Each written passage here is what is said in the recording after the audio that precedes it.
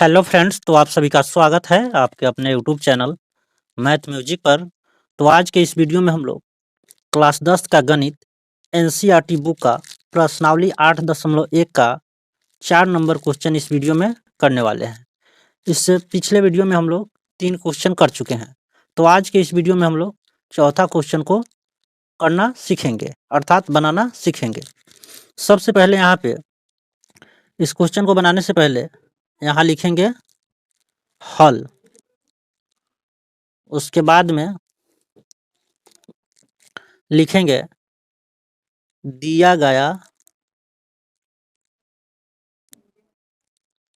है कि क्या दिया गया है 15 cot A बराबर 8। उसके बाद में इसको हम लिख सकते हैं या इधर 15 गुना में उधर जाएगा तो भागा में हो जाएगा, यानी cot A बराबर 8/15 हो जाएगा।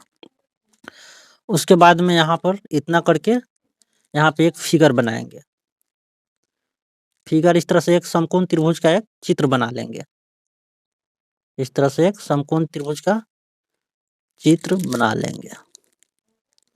उसके बाद में देखिए यहाँ पे जो भी होता है कोण का मान वो न्यून कोण होता है।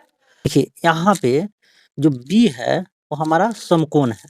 देखिए जो यहाँ दिया रहता है, जैसे 15 cot A बराबर 8 है, तो A जो है यहाँ पे A जो होता है वो न्यून कोण होता है, यानी 90 डिग्री से छोटा होता है। तो A कोण को कभी भी समकोण की जगह पर नहीं लिखेंगे, यानी यहाँ पे जब भी लिखेंगे तो B या C लिखेंगे। चूंकि यहाँ पे न्यून कोण दिया गया है A, तो A कोण 90 डिग्री के सामने नहीं लिखेंगे, यानी A कोण को हम 90 डिग्री नहीं मानेंगे। तो इसलिए इस तरह से बना लेंगे। समकोण वाली कोण को जब भी नाप देंगे, समकोण वाले कोण को जब भी नाम देंगे तो B या C देंगे। चूंकि ये यहाँ न्यून कोण है, यानी ये यहाँ पे नहीं लिख सकते हैं। उसके बाद में चूंकि हम लोग जानते हैं cot थीटा बराबर होता है आधार बटा लंब। आधार बटा लंब होता है cot थीटा बराबर, इतना हम लोग जानते हैं। तो यहाँ पे लिखेंगे चूंकि। उसके बाद में हम लोग लिखेंगे इसलिए cot A, यानी A कोण पे विचार हो रहा है, इस कोण पे। इसके लिए आधार क्या हो जाएगा, इस कोण के लिए आधार सामने की भुजा लंब हो जाएगा और समकोण की सामने की भुजा कर्ण होगा। कर्ण हो जाएगा मेरा AC, और जो A कोण के लिए BC हमारा लंब हो जाएगा। तो AB क्या हो जाएगा, मेरा आधार हो जाएगा। जो बच गया वो आधार हो जाएगा। तो cot A बराबर क्या हो जाएगा, आधार बटा लंब, यानी AB बटा BC।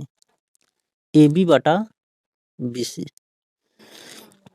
या इसको लिख सकते हैं cot A का मान कितना है 8/15। तो यहाँ पे लिखेंगे 8/15 बराबर AB बटा BC।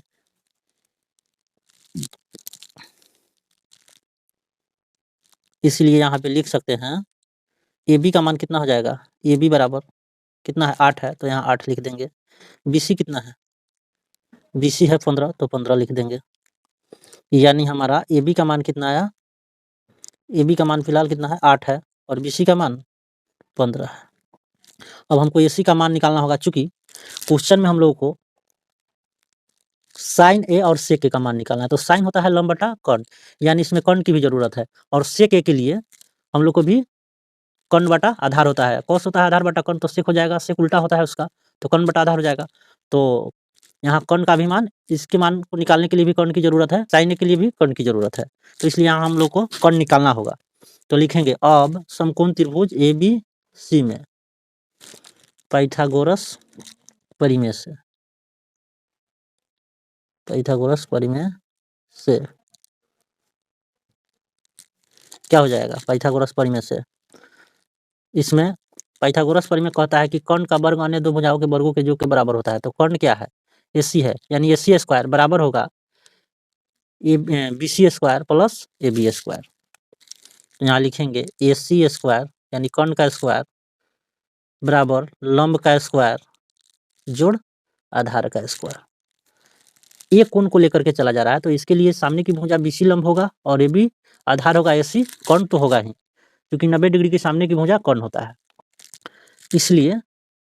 इसलिए यहाँ पे AB स्क्वायर, AC स्क्वायर हो जाएगा। BC का मान कितना है? 15 है, तो 15 का स्क्वायर प्लस AB कितना है? 8 है, तो 8 का स्क्वायर। AC स्क्वायर बराबर क्या हो जाएगा? 15 होता है 200, 15 का स्क्वायर करते हैं तो 225 आता है, प्लस 8 अठाई 64, यानी मेरा कितना आ गया? 289। या लिखेंगे यहाँ पे इसके पहले। अब AC बराबर सीधे कितना हो जाएगा? इधर से स्क्वायर हटाएंगे तो उधर रूट लगेगा, यानी 289। 289 का वर्गमूल होता है 17, तो इसलिए AC बराबर हो गया मेरा 17। अब हमको मान निकालना है साइन A और सेक A का। अब हम लोग को मान निकालना है साइन A और सेक A।